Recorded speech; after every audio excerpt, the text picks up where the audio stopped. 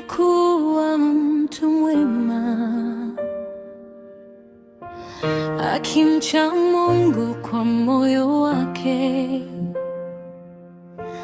Lakini siku zikageuka giza, mali ikaisha, watoto wakaondoka.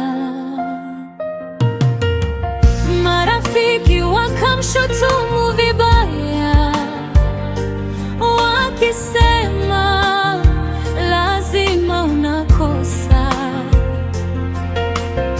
Lakini Ayubu hakumwacha Mungu, akasema nitamsifu hata sasa.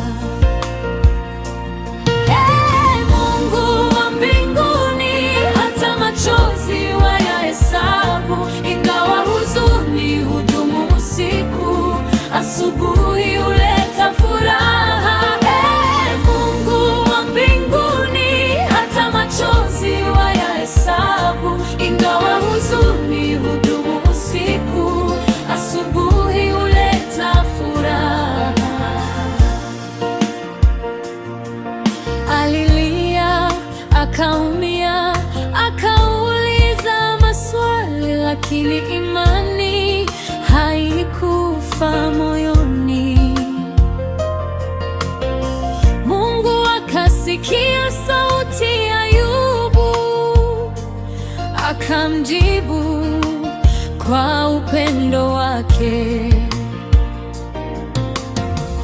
Mwishowe Mungu akamgeuza hali, akarudisha maradufu ya yote.